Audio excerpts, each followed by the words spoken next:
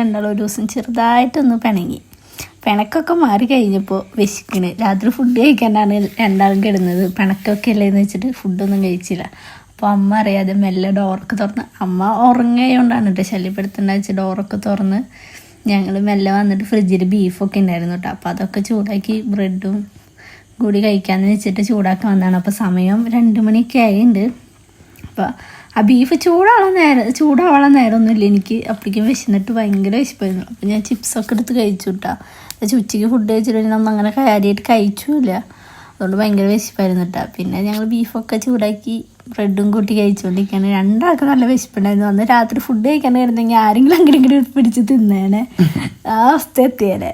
അത് കഴിഞ്ഞ് ബീഫും ബ്രെഡും കഴിച്ചുകൊണ്ടിരിക്കുമ്പോഴും എനിക്ക് വിശപ്പ് മാറാണ്ട് ഞാൻ മെല്ലെ ഐസ്ക്രീം എടുക്കാൻ പോയിട്ടാണ്. എന്താ വെച്ചാൽ എനിക്കത് കഴിച്ചിട്ട് വിശപ്പ് മാറുന്നില്ല. പിന്നെ അത് മാത്രമല്ല എനിക്ക് ഐസ്ക്രീമിനോട് പ്രത്യേകം ഇഷ്ടമാണല്ലോ. അപ്പോൾ രാത്രിയായാലും ഞാൻ ഐസ്ക്രീം തിന്നും. അപ്പോൾ ഐസ്ക്രീമൊക്കെ തിന്ന് കഴിഞ്ഞപ്പോൾ ചേട്ടനോട് പറയും ഇപ്പോൾ ഓക്കെ വിശപ്പൊക്കെ മാറിയെന്ന് പറഞ്ഞു.